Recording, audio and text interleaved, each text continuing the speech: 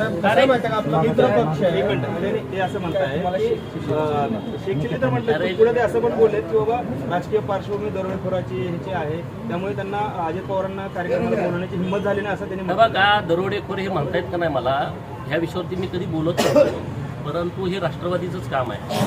माझ्यावरती जे मंगळसूत्र चोरीचा आरोप घातला तेव्हा त्यांचा तिथं अपक्ष आमदार 2009 साली जो 17 उमेदवारांनी इच्छुक पाठिंबा दिला होता आणि तेव्हा मी विधानसभेची निवडणूक लढवली. मला 19,000 मतं पडली आणि हा गडी 2-2.5 मतांनी पडला. तेव्हा स्वर्गीय R.R. पाटील मेलेल्या माणसावरती बोलायचं नसतं, परंतु हे सातत्यानं या विषयावरती बोलतायत. तर ते तेव्हा गृहमंत्री होते आणि ते त्यांचे एकदम मानसबंधू होते.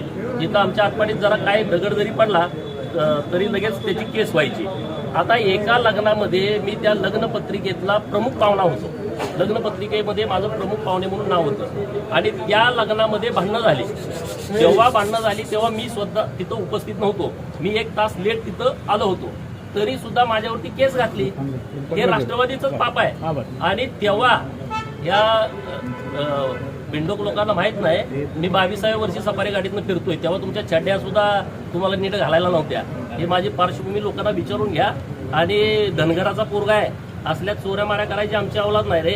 परंतु आता तुमचा जेव्हा मी प्रस्थापित व्यवस्थेच्या विरोधामध्ये बोलतो तेव्हा प्रस्थापितांच्याकडे दुसरा काही पर्याय नसतो. एक तर पोलीस, दुसरा तहसीलदार, तिसरा तलाठी, चौथा ग्रामसेवक, मग SP, कलेक्टर. प्रशासनाशिवाय हे जगू शकत नाहीत. आणि म्हणून त्यांनी ती माझ्यावरती केस टाकली आणि त्यामुळं असली कोणी लोक माझ्या विरोधात बोलत असतील. मी या विषयावरती बोलतोय. कार्यक्रमाला कुणाला बोलावणं कुणाला न तो आमचा विषय ना. तुम्ही कशाला एवढंच न पाहिजे तर कुठल्या गाडीत बसू, हा आमचा विषय. आम्ही तुम्हाला कुणाला बोलतो, तुमचे सगळे कार्यक्रम होतात, हा विषय आमचा आहे, समाजाचा विषय आहे. समाज ठरवत कुणाला बोलवायचं. समाजाला वाटलं तुम्हाला बोलवायचं तर तुम्हाला बोलवतील. चला.